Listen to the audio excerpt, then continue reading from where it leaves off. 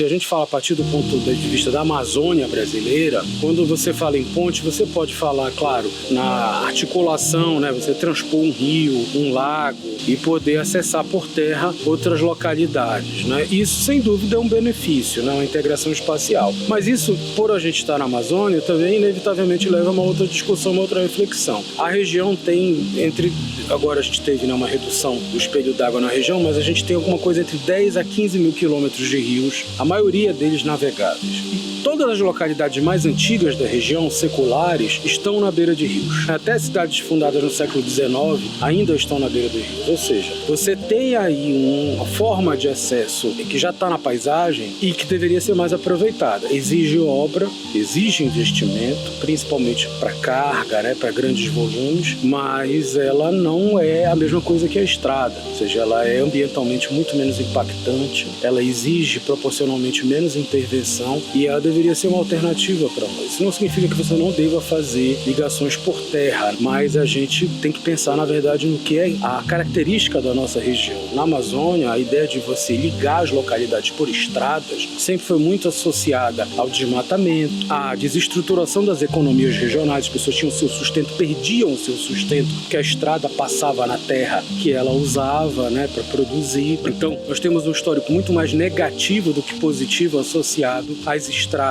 que é o que nós associamos mais imediatamente às pontes. Então eu acho que a ideia de você transpor o curso d'água com a ponte deve vir acompanhada de um planejamento adequado de onde vão essas rotas terrestres. Nós não podemos mais, na Amazônia, priorizar o caminhão, o meio de transporte que usa combustível fóssil, o automóvel e a estrada como meio de transporte de passageiros e de carga principal. Nós precisamos reencontrar essa modalidade fluvial e marítima. É fundamental para a gente poder fazer a ligação entre as localidades. Agora, é claro, você vai ter sistemas viários internos, estradas vicinais, você vai ter isso e, claro, que vai ter o papel, né, de fazer uma transposição de um rio através de uma ponte. Isso aí é indiscutível, tem benefícios, né? Mas o que a gente está vendo, por exemplo, agora na região metropolitana, suscitou uma polêmica ao desenho do prolongamento ali essas alças viárias, a Rodovia Liberdade, etc. E aí tem 4 faixas de rolamento e um impacto terrível, aparece produtor de açaí, aparecem pessoas que criam animais. Então toda uma economia que sustenta famílias está sendo desestruturada por causa de um sistema viário mal projetado e que vai ter um impacto ambiental muito grande. A cidade vai alagar mais, vai ficar mais quente, vai ficar mais poluída. Então isso é vantagem? Não. Então esse privilégio do sistema viário em detrimento de uma outra forma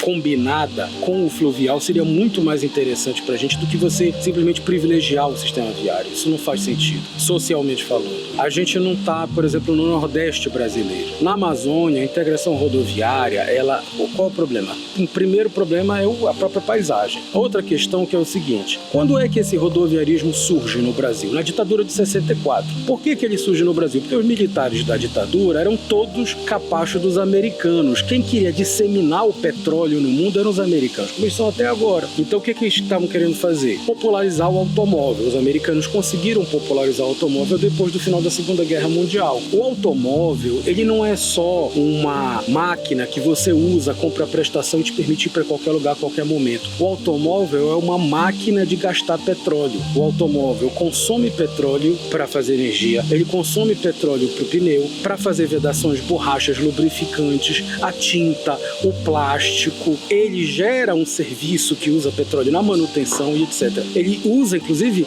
o que seria a borra do café do petróleo, que ninguém usa a borra do café, só para adubar a planta. Pois o automóvel consegue o milagre de pegar o lixo da produção de petróleo, que é a farofa do petróleo, que é o asfalto que a gente pavimenta as nossas ruas. Então, na verdade, esse rodoviarismo, ele vem de uma pressão muito forte da maior economia do mundo no sentido de aumentar a demanda por petróleo. Por quê? Porque os Estados Unidos, depois do final da Segunda Guerra, decidiram que se os outros países iam lastrear suas moedas em ouro e em títulos, eles iam lastrear em petróleo. Por isso que eles correm atrás do petróleo do país dos outros, para manter a valorização do dólar, entendeu? Então, esse rodoviarismo, ele é feito de uma maneira indiscriminada. Por quê? Porque é uma ideia de expansão da indústria do petróleo. Isso tem tudo a ver com o fato dos Estados Unidos terem essa proeminência na economia mundial há coisa aí de 80 anos. É isso. Então, na verdade, isso não tem nada a ver com uma estratégia de desenvolvimento da Amazônia. Os lugares estão isolados. Isolado e não tá. O que acontece? Você precisa integrar, sim, espacialmente, ter transporte, com certeza. A pessoa precisa chegar rápido num hospital, a pessoa precisa chegar rápido numa escola. Isso é o mínimo. Agora, como você vai fazer essa integração espacial é que é a questão, entendeu? Nem todo lugar é acessível facilmente por terra. Eles vão ser mais acessíveis por rio. Às vezes é mais acessível por terra, depende da localidade. Se você falar mesmo no Pará, o sul do Pará é mais acessível por terra. Mas o resto do estado não. Nem o Baixo Amazonas é, nem o Xingu é. Então é essa que é a questão. Eu acho que você deve sim combinar, claro, essas estratégias de transporte terrestre. Por exemplo, você tem uma carência muito grande no municípios paraenses de ônibus dentro das cidades. Então você poderia ter ônibus circulares entre as localidades. Até hoje aqui na região metropolitana existe uma dificuldade de sair da cidade de Benevides para ir para o distrito de Benfica. Não é uma coisa muito rápida, não tem uma linha regular que faça várias viagens por dia. Tem gente que faz a viagem, mas isso não é uma coisa profissionalizada exatamente. Então nós precisamos ter esse tipo de serviço. Isso precisa de sistema viário terrestre. Agora, você não necessita de fazer todas as viagens dentro do município